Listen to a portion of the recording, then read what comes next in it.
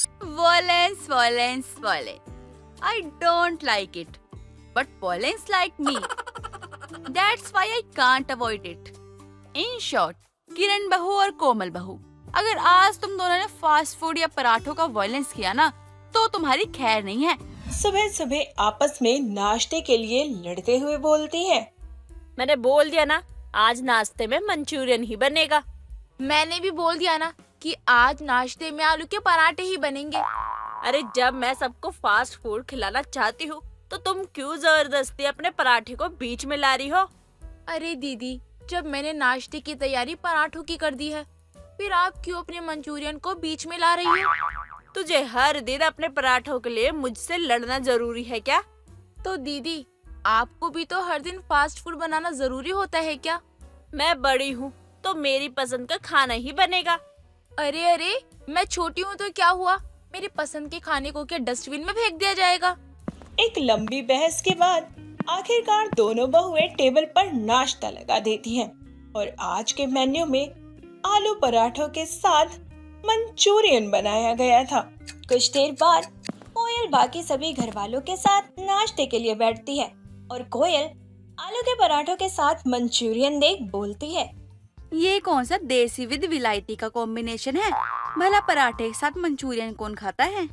माँ जी, कोई कॉम्बिनेशन नहीं है, अलग अलग है दोनों। माँ जी, दीदी ने फास्ट फूड बनाया है और मैंने पराठे बनाए हैं। तो तुम दोनों को एक चीज भी तो बना सकती थी ना, इतना तेल मसाला खर्च करने की क्या ही जरूरत है? माँ जी, आपको पता तो है ना कि मुझे फास्ट फूड बनाना पसंद है और मुझे पराठे बनाना पसंद है। मैंने कहा था दीदी से कि फास्ट फूड मत बनाया करो, कोई नहीं खाएगा। मैंने भी कहा था कि पराठे मत बनाओ, हर कोई फास्ट फूड ही खाएगा। तुम दोनों अपनी बकवास बंद करो, मैं इसमें से कुछ नहीं खाऊंगी। इतना कहकर कोयल पास में पड़े हुए ब्रेड उठाती है और उन पर मक्खन लगाती है और खा लेती है। साथ ही बाकी सभी घर वालों को भी यही नाश्ता करवाती है और फिर वहां से चली जाती है। जिसके बाद किरण अपना फास्ट फूड और कोमल अपने पराठे उठाती है और आराम से खाने लगती है। पर ये सिर्फ आज की बात ही नहीं थी। किरण और कोमल देसी और विलायती यानी कि फास्ट फूड और पराठे बनाने का ये शुभ कार्यक्रम करती ही रहती थी। इसी बात से परेशान होकर एक दिन कोयल अपनी बहुओं को डांटते हुए बोलती है। तुम दोनों पागल हो गई हो क्या? अरे तुम इस घर की बहुएं हो, एक साथ मिलकर चलोगी? ना तुम एक साथ मिलके चलोगी और ना ही तुम खाना बनाओगी, तो घर कैसे चलेगा? अरे सबकी मर्जी से कोई एक चीज बना लो। एक मैडम को मंचूरियन चाहिए, एक मैडम को फ्राइड राइस चाहिए और एक को बर्गर बनाना है तो दूसरी को आलू पराठा। अरे ये कोई बात थोड़ी ना होती है, दुनिया की सारी चीजें तुम यही बना दोगे क्या? माँ जी, सारी स्टफिंग का मिक्स पराठा है ये। मुझे मंचूरियन के साथ spaghetti with ginger garlic soup पसंद है। मैं तुम दोनों को क्या समझा रही हूँ, तुम क्या बोल रही हो? अरे नालायको, जो भी बनाना है अब से तुम दोनों एक चीज ही बनाओगी घर में, या तो पराठे बनेंगे या तो फास्ट फूड बनेगा। इतना बोलकर कोयल वहाँ से चली जाती है। किरण और कोमल भी एक दूसरे की तरफ देखती हैं और फिर अपने कमरे में चली जाती हैं। शाम होती है। दोनों देवरानी जेठानी रसोई में रात के खाने की तैयारी के लिए जाती है और कोयल आंखों पर चश्मा लगाए रसोई में केजीएफ के रॉकी भाई के स्टाइल की तरह कुर्सी डालकर बैठ जाती है और बोलती है। Violence, violence, violence. I don't like it, but violence like me. That's why I can't avoid it. In short, किरण बहू और कोमल बहू, अगर आज तुम दोनों ने फास्ट फूड या पराठों का वायलेंस किया ना, तो तुम्हारी खैर नहीं है। इसलिए आज मैं यही बैठी रहूंगी। अपनी सास का ऐसा रूप देखकर किरण और कोमल एक दूसरे को आपस में देखते हुए धीरे से बात करते हैं। अरे तो अब क्या करें? मुझे पता होता है कि क्या करना है तो मैं आपसे बात थोड़ी कर रही होती। अब हमें कुछ ऐसा बनाना होगा जिससे पराठा भी आ जाए और चाइनीज आइटम भी आ जाए, यानी कि फास्ट फूड भी आ जाए। पर हमेशा बनेंगे क्या? मुझे तो कुछ समझ नहीं आ रहा। हम मंचूरियन पराठा बनाएंगे, वो भी सेजवान चटनी के साथ। अरे वाह, ये तो बड़ा ही डिलीशियस लग रहा है सुनने में। आप मंचूरियन की सब्जियों की तैयारी कीजिए और मैं जल्दी से पराठों के लिए आटा लगाती हूँ। केजीएफ की गोल्ड की तरह मेरी नजर ना तुम दोनों के खाने पर ही है। मुझे यहाँ से भगाने की प्लानिंग भी मत करना। कोयल की आवाज सुन दोनों बहुएं पीछे मुड़कर एक अजीब सी स्माइल देती हैं और फिर मंचूरियन पराठे बनाने की तैयारी करने लगती हैं। कुछ देर की मेहनत के बाद मंचूरियन पराठा बनकर तैयार हो जाता है और पहला पराठा सेक कर कोमल और किरण कोयल को देते हुए बोलते हैं, ये लीजिए माँ जी, what is this? Manchurian paratha.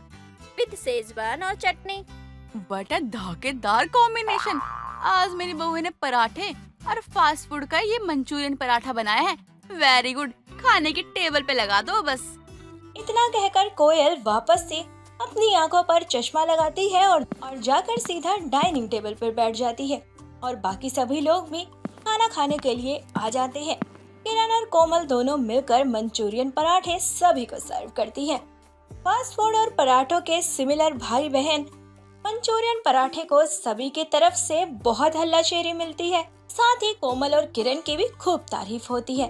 तभी किरण का पति मनोज बोलता है, अरे तुम्हें पता भी है कल वर्ल्ड कप है, इंडिया वर्सेस साउथ अफ्रीका। क्या सच में? मैं तो मैच देखने की बहुत बड़ी फैन हूँ और स्पेशली वर्ल्ड कप तो मुझे बहुत ज्यादा पसंद है। एक काम करना, कल कुछ अच्छा सा बना लेना, और हाँ, ना तो पराठा बनाना और ना ही फास्ट फूड, कुछ अलग सा बनाना जिसको खाते खाते मैच देखने का मजा ही दुगना हो जाए। वर्ल्ड कप के बारे में सुनकर सब लोग खुश हो जाते हैं। साथ ही कोयल की एक छोटी सी कोशिश कोमल और किरण के फास्ट फूड और पराठे में दोस्ती करवा देती है।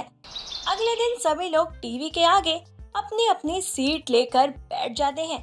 जैसे ही वर्ल्ड कप शुरू होता है, सभी के उत्सुकता का लेवल बढ़ जाता है। वहीं रसोई में किरण और कोमल सभी के लिए ग्रेवी वाले कुलचे और नूडल पराठा बनाती है। सभी मैच देखते हुए ग्रेवी कुलचा और नूडल पराठे का मजा लेते हैं और कुछ देर बाद इंडिया मैच जीत जाती है और सभी लोग बहुत खुश होते हैं और मनोज पार्टी पॉपर्स फोड़ते हुए बोलता है, ओ बल्ले बल्ले, शाबाश शाबाश, ओहो, ओ जीत गए, अरे वर्ल्ड कप जीत गए, ओहो, अब तो मैं कुछ ज्यादा ही खाऊंगा। एक तो ये खाना है इतना स्वादिष्ट, ऊपर से इंडिया वर्ल्ड कप जीत गई, अब मजा आ गया। और तुम लोग क्यों बैठी हो? अब तुम लोग भी नाचो गाओ, अरे धूम मचाओ, अरे हमारी इंडिया जीत गई, ओ बल्ले बल्ले, ओहो ओहो, मजा आ गया, इंडिया जीत गई। कांग्रेचुलेशन, इंडिया जीत गई। कांग्रेचुलेशन, इंडिया जीत गई। हार के दिन साठे रे, भैया जीत के मौसम आए रे। ऐसे ही सभी इंडिया के वर्ल्ड कप जीतने की खुशी मनाते हैं। दिन गुजरते जाते हैं। अब दोनों देवरानी जेठानी का फास्ट फूड वर्सेस पराठे वाला मामला सुलझ जाता है। अब ज्यादातर घर में सब कुछ मिक्स एंड मैच बनने लगता है, जिससे घर वाले तो खुश ही खुश थे, साथ ही कोमल और किरण भी खुश थे। लेकिन ऐसे ही एक दिन दोनों बहुएं चाय पीते हुए आपस में बात करती हैं।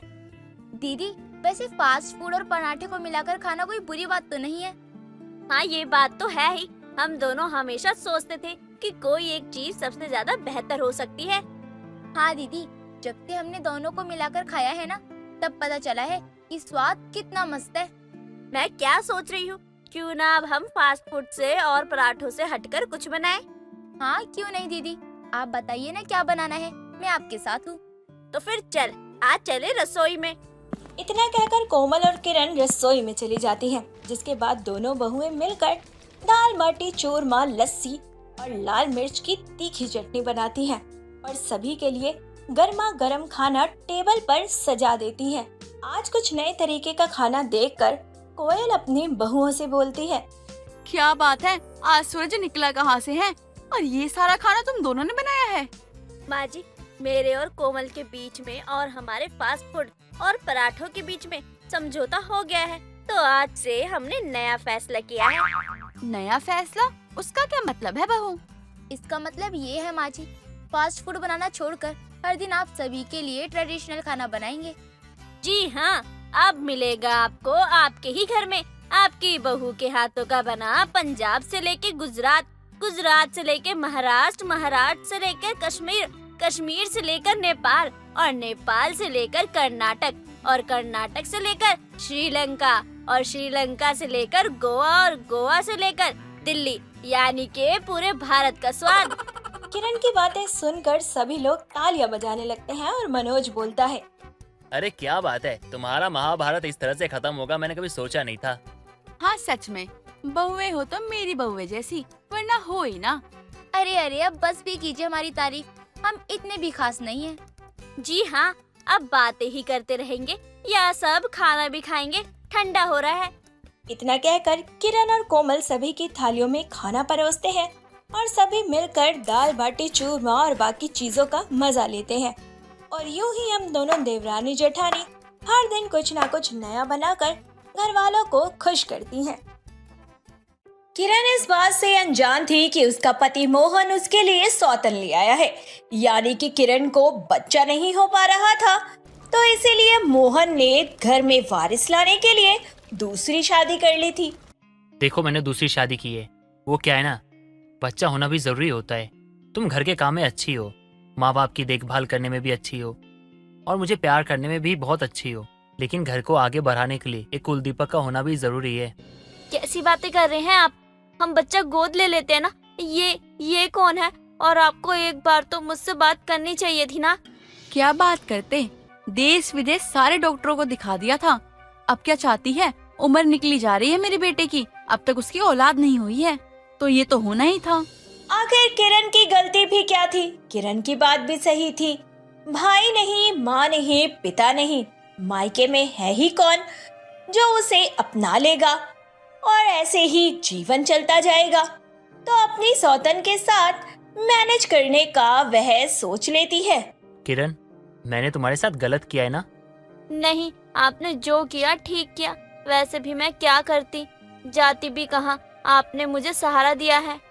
कुछ दिन बीत जाते हैं और किरण की सौतन रिया को एक बेटा होता है। बेटा होने के बाद किरण दीदी, आप मेरे बेटे को देख लीजिए, मैं घर का सारा काम कर दूंगी। किरण हाथों में बच्चा उठाती है तो उसे अच्छा लगता है। किरण की आंखें भर जाती हैं। क्या हुआ दीदी, आपको अच्छा नहीं लग रहा? ये बच्चा हमारा है। अरे नहीं नहीं रिया, कौन अपना बच्चा किसी को देता है? तुमने बहुत एहसान किया है। मैं इसे संभाल कर घर का सारा काम भी कर दूंगी। अरे नहीं नहीं दीदी, ऐसी भी क्या बात है? आपकी कोई औलाद नहीं है, मैंने तो बच्चा ही दिया है, आपने तो अपना पति ही दे दिया। अरे ये मुन्ना तो रोया ही जा रहा है, इसे किरण दीदी को दे देती हूँ। रिया बच्चे को लेकर किरण के पास जाती है जहाँ वो जाग रही होती है।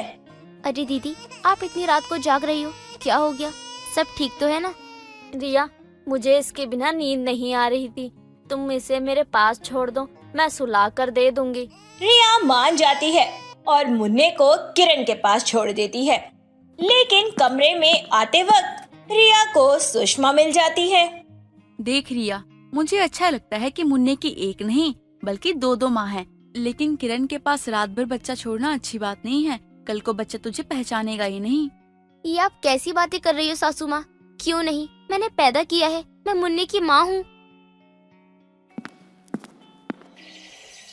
रिया ये ले मुन्ना, ये तो सो गया था, नींद ना जाने कब मुझे भी आ गई थी, तो मैं मुन्ने को देने नहीं आ पाई। वैसे इसकी मालिश और नहाने का वक्त हो गया है, तो तू बोले तो तैयार करके ही दे देती हूँ। हाँ हाँ दीदी, मैं नाश्ता बनाने जा रही हूँ, आप इसे तैयार कर दीजिए। क्या था, किरण किसी न किसी बहाने रिया के पास मुन्ने को रहने ही नहीं देती है।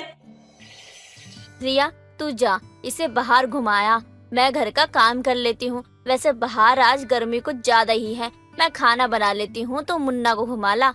अरे नहीं नहीं दीदी, मैं इसे लेकर कहीं बाहर नहीं जाऊंगी। एक तो ये रात भर मुझे सोने नहीं देता, और कुछ देर अगर आपके साथ रहता है तो और भी अच्छा है।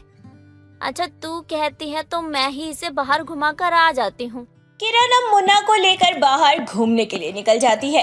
तभी मोहल्ले की औरतें किरण के पास प्यारा सा बच्चा देखकर पूछने लगती हैं। अरे कितना प्यारा बच्चा है ये। अरे ये तो सुषमा की बहू है ना, इसका तो कोई बच्चा ही नहीं हुआ था, तो फिर इसकी गोद में ये बच्चा कहाँ से आया?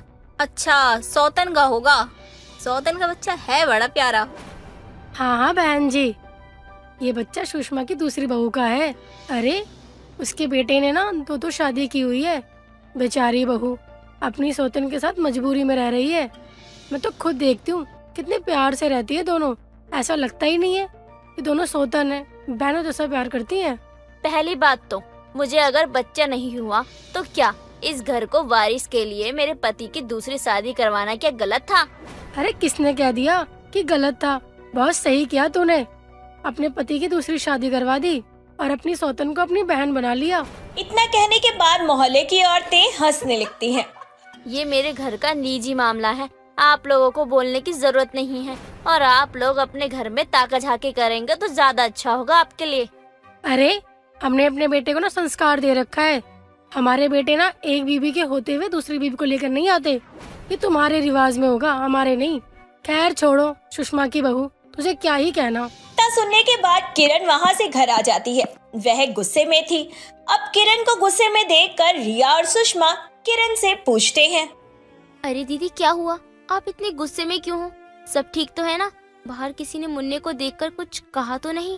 हाँ, विमला काकी और मोहल्ले की औरतें मिलकर मुन्ने को देखकर बातें बना रही थी और कह रही थी कि सुषमा ने तो अपने बेटे की जिंदगी बर्बाद कर दी, एक नहीं दो शादी करके। और मैंने अपनी सौतन को बहन बनाकर और भी बदनामी करवा रखी है पूरे मोहल्ले में।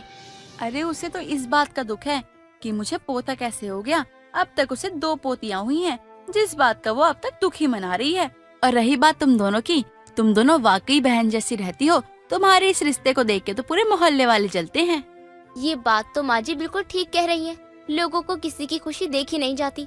आप इतना मत सोचिए दीदी, ये मुन्ना मुझसे ज्यादा आपका है। सुषमा चाहती थी कि उनकी दोनों बहुएं मिलजुल कर रहें, उनके बीच किसी भी चीज को लेकर वाद विवाद ना हो। लेकिन आसपास वाले तो सुषमा के खुशहाल परिवार से जल रहे थे। लेकिन रिया समझदार थी। दीदी आपसे एक बात कहूँ, अगर आपकी जगह कोई और होता ना तो मुझे इस घर में रहने भी नहीं देता।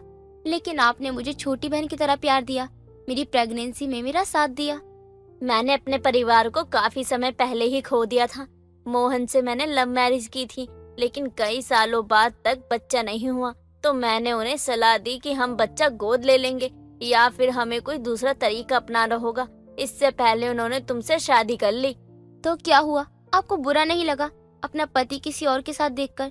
अगर सच कहूँ, मैं होती ना तो ये सब देख ही नहीं पाती दीदी। आसान तो कुछ भी नहीं था, लेकिन मैं भी क्या करती। समय ने मेरे साथ ऐसा खेल खेला कि मैं माँ नहीं बन सकती थी, और माँ जी और उन्हें तो बच्चा चाहिए था। हाँ ये तो है, और इस बच्चे के लिए उन्होंने मुझसे शादी की।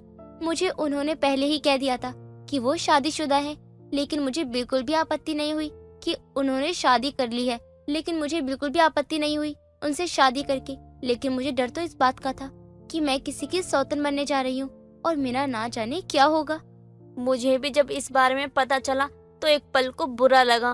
फिर मैंने सोचा कि किस्मत में यही लिखा है, इसे मुझे अपनाना होगा, वरना घर छोड़कर मैं जाऊं भी तो कहाँ जाऊंगी। मेरा अपना कहने वाला और कोई भी नहीं है। ये भी आप सही कह रही हो। अगर आपके अपने होते तो आपको ऐसे दिन देखने ही नहीं पड़ते। उनके साथ आप खुश होती। कभी कभी आप अकेले बैठी हो तो मुझे अच्छा नहीं लगता। किरण और रिया के बीच भले ही सौतन का रिश्ता था, लेकिन किरण माँ नहीं बन सकती थी और मोहन को बच्चा चाहिए था, जिस वजह से मोहन ने रिया से दूसरी शादी की। रिया से दूसरी शादी की वजह से उसे एक बच्चा हुआ, जिसने किरण को भी काफी खुश किया। किरण अपनी सौतन को बहन जैसा प्यार दे रही थी। उसे इस बात से बिल्कुल फर्क नहीं पड़ता था कि उसके पति ने दूसरी शादी की और वो घर में उसकी सौतन ले आया। जहाँ लोग फास्ट फूड में चाउमीन, पिज्जा, बर्गर आदि खाते हैं, तो वहीं मेघा को मोमोज खाने का बड़ा शौक था। मेघा और उसकी दोस्त स्वाति कॉलेज की कैंटीन में बैठकर बात कर रहे थे। स्वाति टेबल से खाने की मेन्यू उठाती है। बता मेघा, आज क्या खाएगी? आज हम डोसा खाते हैं। बहुत समय हो गया हमें डोसा खाए। फास्ट फूड के जमाने में भी तो डोसा ही खाइयो। आज हम लोग डोसा की जगह मोमोज खाते हैं। नहीं यार, अभी कल ही खाया मैंने। ज्यादा मैदा खाऊंगी तो मेरा पेट खराब हो जाएगा। ना बाबा ना, मुझे नहीं खाना। तुझे खाना है तो खा ले। ठीक है, फिर तू डोसा खा, मैं तो मोमोज ही खाऊंगी, क्योंकि मुझे मोमोज से ज्यादा प्यार है और किसी चीज से नहीं। कुछ देर बाद और दोनों खाती हैं और चली जाती हैं। ऐसे ही अब मेघा हमेशा मोमोज खाती रहती। कुछ समय गुजर जाता है और एक दिन मेघा की माँ कविता मेघा के पास आती है। सुन रहे औलाद, कल तुझे लड़के वाले देखने वाले आ रहे हैं, तो उनके पास कोई भी हरकत मत करियो कि तुझे बाद में पछताना पड़े, समझी? अच्छा माँ ठीक है, पर ये तो बताओ लड़का कैसा है और लड़के को मोमोज पसंद है भी या नहीं? लड़का तो बहुत अच्छा है, पर मुझे ये नहीं पता कि उसको मोमोज पसंद है कि नहीं। ओफो माँ, आप भी ना आधी अधूरी जानकारी रखती हो। खैर छोड़ो, मैं ही कल उन लोगों के लिए मोमोज बनाऊंगी और खिलाऊंगी, ताकि वो भी मेरी तरह मोमोज लवर बन जाएं। हाँ हाँ ठीक है। कविता इतना बोलकर अपने कमरे में चली जाती है और मेघा घर में मोमोज की रेसिपी देखने लगती है। फिर अगले दिन निखिल और उसकी माँ पार्वती सीमा को देखने आते हैं। कविता मेघा को बुला कर लाती है। पार्वती को मेघा पसंद आती है और पार्वती मेघा से कहती है, बेटा कुछ बनाना आता है आपको या फिर बस पढ़ाई की है? जी मुझे मोमोज बनाने आते हैं। आप लोगों को खुश करने के लिए मैंने तो कल ही सीख लिए।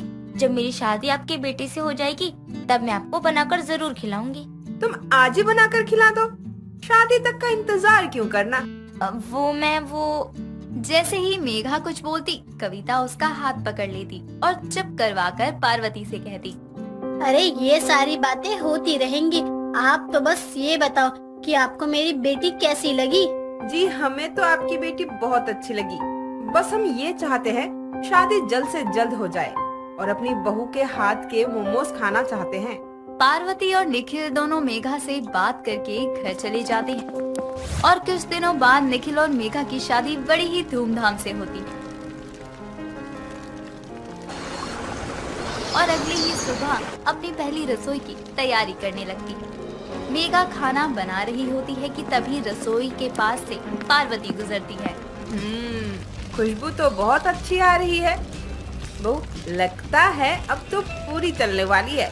क्या क्या बनाया है आज तूने? नहीं माँ जी, ये तो बस सरप्राइज है। आप यहाँ से जाओ, हम सीधा खाने की टेबल पर मिलते हैं। आप वहीं देख लेना क्या क्या बना है। मेघा के कहने पर पार्वती रसोई से बाहर चली जाती है और टेबल पर जाकर बैठती है। कुछ देर बाद मेघा खाना लेकर आती है और सबको खाना परोसती है। खाने में बस एक मोमोज और मिर्ची की लाल चटनी देखकर पार्वती कहती है, ये क्या मजाक है बहू? तूने खाने में मोमोज बनाया है क्या? जहाँ लोग अपनी पहली रसोई में खीर पूरी बनाते हैं, तू मोमोज बनाकर खिला रही है। माँ जी, मैं घर से सोच कर आई थी कि आपकी पहली रसोई में मोमोज बनाऊंगी। और रही बात लोगों की, तो जरूरी नहीं है लोग जो करते हैं वो भी हम ही करें। क्यों निखिल जी? हाँ माँ, मेघा बिल्कुल सही कह रही है। अब जरूरी थोड़ी है कि खीर पूरी खाए हम लोग। अरे मोमोज भी तो खा सकते हैं। तू तो चुप कर। शादी के 2 दिन हुए नहीं और जोरू का गुलाम बन गया। बीवी की हाँ में हाँ मिला रहा है। अरे माँ जी, आप खाओ तो आपको अच्छा लगेगा। अगर आपको अच्छा नहीं लगा तो मोमोज में कभी नहीं बनाऊंगी। मेघा के बोले पर पार्वती मोमोज खाती है। पार्वती को मोमोज बहुत पसंद आते हैं और वो उस टाइम कुछ नहीं कहती, फटाफट सारे मोमोज खा लेती है और खाकर अपने कमरे में चली जाती है। अब दिन निकल जाते हैं और मेघा कभी कभी खाना बनाने की जगह मोमोज बाजार से लाकर रख देती। बहुत ज्यादा बाहर के मोमोज खाने से मेघा के पेट में दर्द होने लगता है और पेट में कभी कभी जलन भी होती। वो पेट दर्द की वजह से बहुत परेशान हो जाती और डॉक्टर के पास जाती। कुछ देर बाद मेघा की रिपोर्ट आती है और डॉक्टर रिपोर्ट देखकर कहता है, लगता है आप कुछ ज्यादा ही मैदे वाली चीजें खाती हो, तभी आपका पाचन तंत्र कमजोर हो गया है और खाना अच्छे से पच नहीं रहा है। नहीं डॉक्टर, मैं तो बस कभी कभी मोमोज खा लेती हूँ, इससे ज्यादा तो मैं कुछ भी नहीं खाती। मैडम, मोमोज के साथ साथ आप मोमोज की चटनी भी बहुत खाती हो। अगर आप ऐसा ही करोगी तो आपके पेट में आलस हो जाएगा और वो बिना ऑपरेशन के ठीक भी नहीं होगा। देखो डॉक्टर, मैं मोमोज खाना नहीं छोड़ सकती हूँ, चाहे मुझे कुछ भी हो जाए। अगर आप कहो तो मैं घर में मोमोज बनाकर ही खा सकती हूँ। मैडम, पेट आपका है, आपको अपने डाइट पर खुद ध्यान देना चाहिए। आप मैदे की जगह कुछ आटे वाली चीजें बना के खाया करो, वो पेट के लिए अच्छा होगा और पाचन तंत्र भी सही रहेगा। अभी मैं आपको दवाई दे देता हूँ। समय बीतता है और एक दिन अचानक से मेघा को मोमोज खाने का मन करता है। वो रसोई में मोमोज बनाने जाती है, तभी पार्वती वहाँ आती है। अभी ठीक हुई है तू और फिर से मोमोज बनाने बैठ गई। फिर से मैदा खाएगी और पेट दर्द शुरू हो जाएगा। मेघा पार्वती की बात सुनने कमरे में जाकर खुद से कहती है, माँ जी सही कह रही हैं, अगर मैंने मोमोज बनाए तो मेरे पेट में दर्द दोबारा शुरू हो जाएगा। लेकिन मुझे तो मोमोज खाने का बहुत मन है, क्या करूँ मैं? मेघा इतना सोच ही रही होती है कि तभी उसे डॉक्टर की कही बात याद आती है और वो फटाफट से रसोई में जाती फिर से मोमोज बनाना शुरू कर देती है। कुछ देर बाद पार्वती उसे देखती है तो फिर उसे कहती है, तू सुधरेगी नहीं ना? फिर से तुम मोमोज बनाने बैठ गई। इस बार तो पक्का तू अच्छे से बीमार होगी। नहीं माँ जी, ऐसा कुछ नहीं होगा, आप बस बाहर जाओ, बैठो। इस बार मोमोज से कोई दिक्कत नहीं होगी और मोमोज अच्छे से पच भी जाएंगे। मेघा पार्वती को रसोई से बाहर भेज देती है और कुछ देर बाद मोमोज लाकर पार्वती के आगे रख देती है। लो माँ जी, ये खाओ, ये तो बाहर के मोमोज से बहुत ही स्वादिष्ट हैं और अच्छे भी हैं। नहीं नहीं, मुझे नहीं खाना, तू ही खा, मेरा पेट खराब हो जाएगा और ये लाल चटनी से मुझे बवासीर हो जाएगा, इसलिए मुझे नहीं खाना। अरे माँ जी, आप तो खामखा डर रही हो। मैंने मिर्च की चटनी नहीं बल्कि मैंने धनिया की चटनी बनाई है, जिससे आपको और मुझे कोई दिक्कत ना हो। आप खाओ तो सही। पार्वती डरते डरते मोमोज खाती है। हाँ बहू, ये तो बाजार के मोमोज से भी अच्छे हैं और सारी सब्जियाँ भी है और चटनी में बिल्कुल भी मिर्ची नहीं। चल, अभी तक का सबसे अच्छा काम किया तूने। आपको पता है माँ जी, ये मोमोज आटे के बनाए हैं ताकि ये अच्छे से पच जाएं। हम लोगों को चटनी भी धनिया की है, जिससे आपको और आपके बाबा सिर का डर भी खत्म हो जाएगा। ये ठीक है, अब से जब भी हमें मोमोज खाना होगा तो घर में ही बना लियो, ताकि बाजार में मोमोज खाने की जरूरत ना हो। मेघा पार्वती को सर हिलाकर जवाब देती है और दोनों सास बहू बैठकर मोमोज के मजे लेने लगती। अब जब कभी भी दोनों को मोमोज खाने का मन करता तो मेघा घर में ही बना लिया करती। अब इस तरह से घर में मोमोज बनाने वाली बहू अपनी सास की मोमोज वाली बहू बन जाती है और सबको मोमोज लवर बना देती है। यार, मेरी सास नहीं मानेगी। एक काम करो, तुम लोग ही जाओ बबली के घर पार्टी में। ओके? तेरी तो बस आदत हो गई है, हमेशा ही यही कह देती है कि मेरी सास नहीं मानेगी। भला ये भी कोई बात हुई तेरी? भाई देखो, मेरे घर में फालतू का कलेश नहीं चाहती मैं। मेरी सास को अगर मेरा जाना नहीं पसंद है ना, तो मैं कहीं नहीं जाऊंगी। हाँ हाँ ठीक है, मत जा। पता नहीं सारा दिन अपनी सास के साथ कैसे रह लेती है, हमारी तो नाक में दम ही हो जाती है। यार, मेरी सास तो मेरे साथ एक माँ की तरह रहती है। हम सास बहू तो दोस्त बनकर रहते हैं। तुम्हारी सास होगी जेलर की तरह, जो तुम्हें कैदियों की तरह रखती होगी। अब कैदियों की तरह तू ही रह रही है यार, तभी तो सास की परमिशन के बिना कहीं नहीं जाती है तू। अब तुम कुछ भी कहो, मुझे नहीं सुनना कुछ। शोभा अपनी सास से ही पूछकर सारा काम करती थी।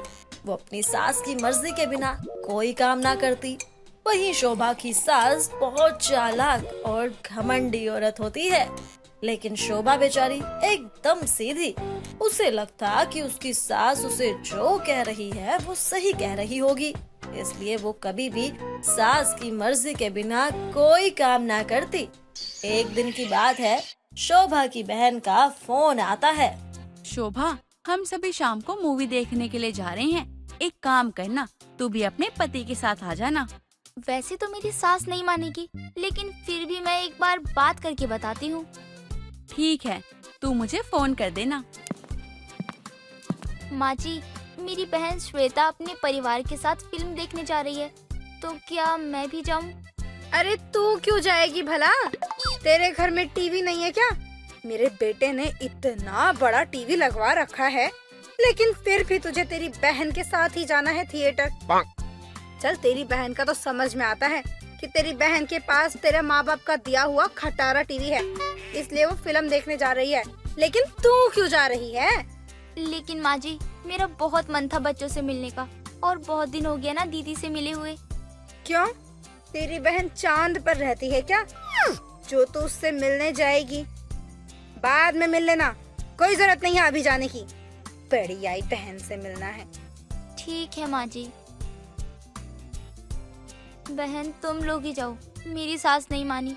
मैं फिर कभी और तुम लोगों से मिलने आ जाऊंगी। अरे यार, एक बात बता, तेरी सास ग्राउंड का सांड है क्या? जब देखो जब किसी न किसी से टक्कर लेती ही रहती है। अब बाहर वालों के साथ जाने के लिए मना करती है तो एक बात हम मान लेते हैं, लेकिन घर वालों के साथ जाती है तो क्यों नाक सिकुड़ती है वो?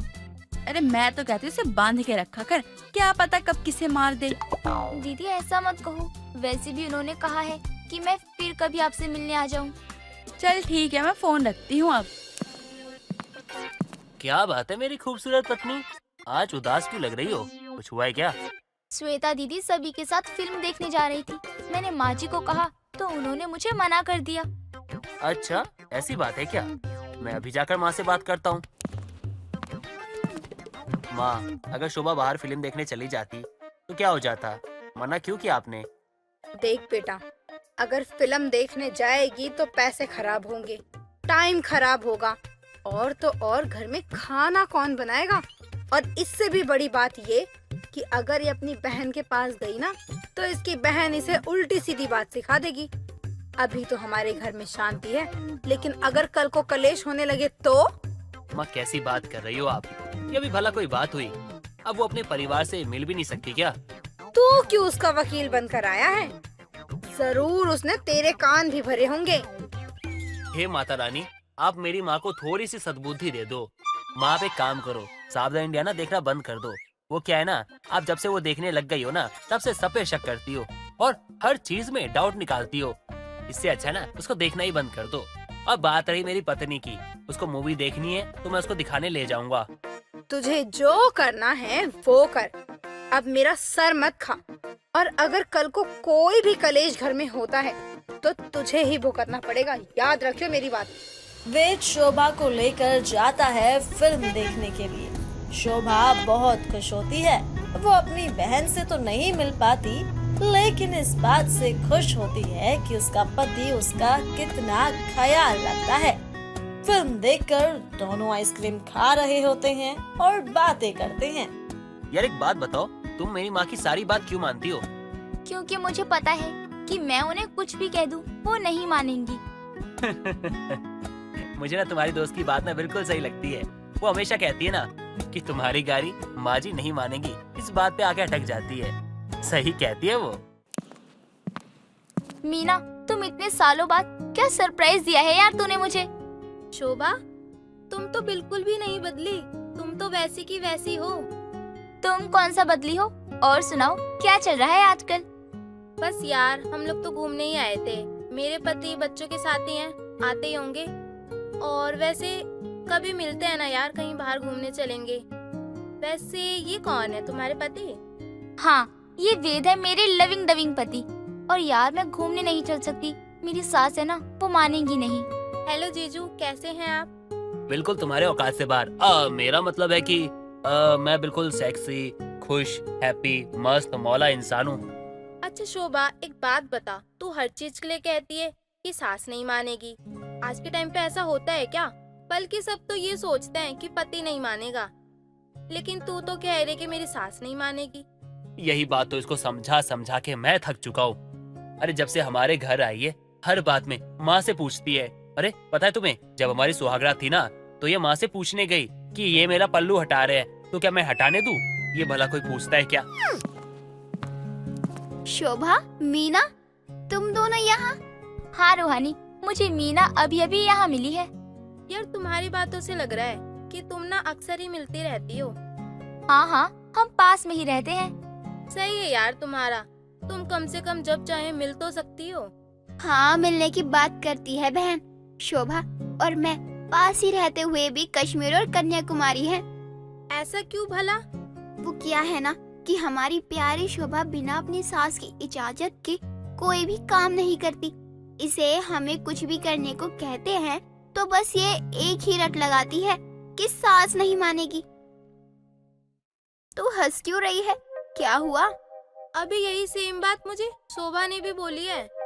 अब तुम दोनों भी मेरा मजाक बना रही हो। वे देखो ना इन लोगों को। हाँ वही तो कर रहा हूँ, सुंदर तो बहुत है। मेरा मतलब है कि सही तो कह रही है। मुझे तो तुम बेटा मूवी की अनिल कपूर लगती हो, बिल्कुल वैसी ही हो। एक आदर्श बेटा जो अपनी माँ के बिना बोले खाना तक न खाए। शोभा, तेरी बातें तो यो यो हनी सिंह के गाने के जैसे फेमस होते जा रही है। अरे यार, तू भी कैसी बातें करती है। मीना, तू इनकी बातों पर ध्यान मत दे। चल कोई नहीं, हम फिर कभी मिलते हैं। वैसे मैं अपने पति को ढूंढती हूँ, पता नहीं कहाँ चले गए। वेद, हमें भी लेट हो रहा है ना, चलो हम भी चलते हैं। सभी बात करके अपने अपने घर को चले जाते हैं। लेकिन अब तो ये बात हर कोई कहने लगा था कि कोई भी काम हो, कहीं भी जाना हो, शोभा से ना पूछे बल्कि उसके सास से पूछे, क्योंकि शोभा तो एक ही बात कहेगी, सास नहीं मानेगी। तो वहीं एक दिन पड़ोसन आती है और शोभा की सास को कहती है, आजकल की सारी बहुएं तो घर में ही रहती हैं, पर कुछ ऐसी बहुएं भी हैं जो बाहर जाकर गरीब बच्चों को पढ़ाती हैं। तो मैं तो यही चाहूंगी कि तू भी अपनी बहू को भेज दे, क्योंकि वो भी पढ़ी लिखी है। अरे कम से कम गरीब बच्चों का भला तो होगा। ना बहन ना, हमारी बहू घर में ही ठीक है। वो भी बच्चों को पढ़ा लिखा कर कौन सा राष्ट्रपति बनाएगी। अरे इसमें बुरा क्या है? अगर तेरी बहू किसी की भलाई कर दे तो ये तो अच्छी बात है ना। मेरी बहू ने कोई भलाई सेंटर खोला है क्या, जहाँ भलाई मिलती है? जो मुंह उठाकर तुम सब चले आते हो यहाँ पर। देख बहन, मेरा काम तो था तुझे बताना, कहीं कल को तू आके ये कह दे कि मैंने तुझे इस बारे में कुछ बताया ही नहीं। अरे आंटी जी, आप यहाँ बहुत दिनों बाद आना हुआ, कोई काम था क्या? हाँ बेटा, वो मुझे कुछ काम था ना, इसलिए आई थी। वो क्या है ना बेटा, मोहल्ले की कुछ औरतें गरीब बच्चों को पढ़ाने जा रही हैं, तो मैंने सोचा क्यों ना तेरी बहू को भी साथ में ले चले। और तेरी माँ से ये बात कही तो वो उल्टा मुझे ही सुनाने लग गई। और तू तो जानता ही है बेटा, जो तेरी बहू है वो सास की हाँ में हाँ ही मिलाती है। तेरी सास के बिना बोले तो वो कुछ भी ना करे, यहाँ तक कि बाथरूम भी ना जाए। माँ ये तो अच्छा काम है ना, इसमें तो जाने दो शोभा को। क्या करेगी वो वहाँ जाकर? मुझे पता है कोई पढ़ाई वढ़ाई नहीं होती। सारी बहुएं बस अपनी सास की चुगलियाँ करती है।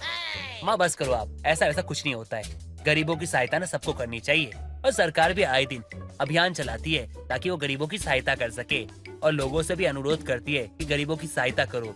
और जब आपकी बहू को ये मौका मिला है तो करने दो ना। देख अब तो शोभा भी आ गई, अब इसी से पूछ लेते हैं। शोभा, क्या तुम गरीब बच्चों को पढ़ाने में मदद करोगी? पड़ोस की पढ़ी लिखी औरतें जा रही हैं, क्या तुम चलोगी? सॉरी आंटी जी, वो क्या है ना, मेरी सास नहीं मानेगी। शोभा, ये सवाल तुमसे पूछा गया है तो तुम जवाब दो। ये क्यों बोलती रहती हो हर बात में माँ नहीं मानेगी, माँ नहीं मानेगी? तुम्हारी खुद की सोच नहीं है क्या? खुद का वजूद नहीं है क्या? हर चीज माँ ही बताएगी तुम्हें। तुम्हें करना है या नहीं करना है वो बताओ। वो वेद जी, माँ जी अगर हाँ कर देंगी ना तो मैं जरूर ये काम करूँगी। क्या बात है, चलो कोई फैसला तो खुद से लिया है।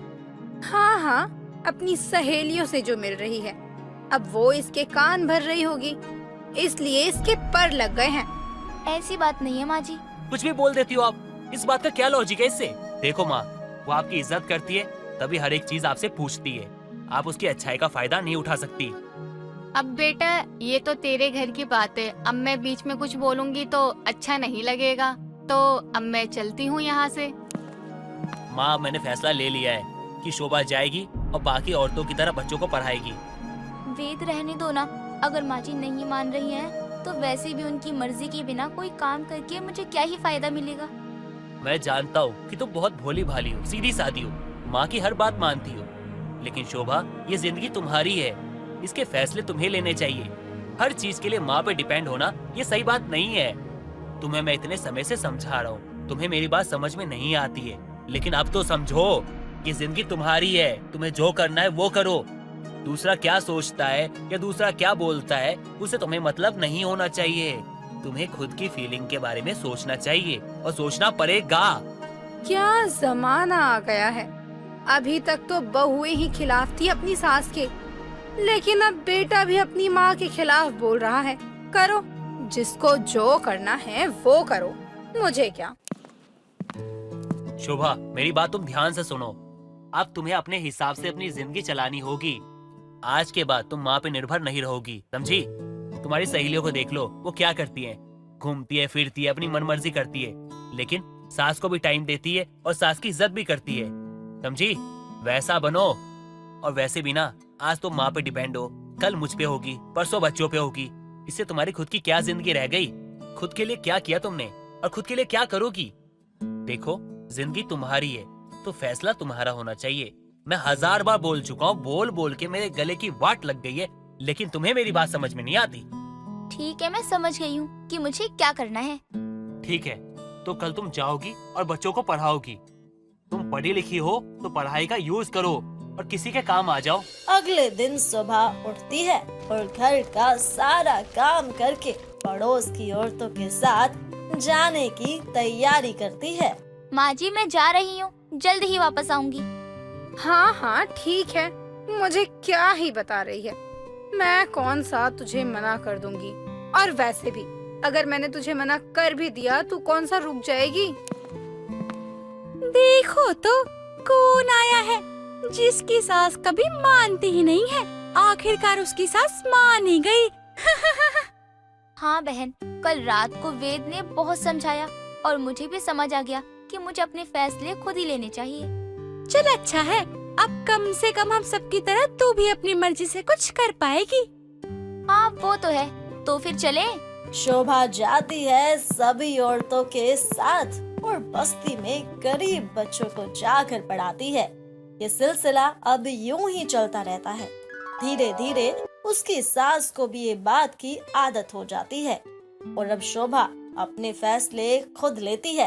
वो कभी भी किसी को भी ये ना कहती कि उसकी सास नहीं मानेगी। इन सब के लिए वो अपने पति वेद को बार बार थैंक्स कहती रहती, जिसने उसका साथ दिया और उसे इस बात का एहसास दिलाया कि उसकी जिंदगी के फैसले लेने का हक सिर्फ और सिर्फ उसका है, किसी और का बिल्कुल भी नहीं।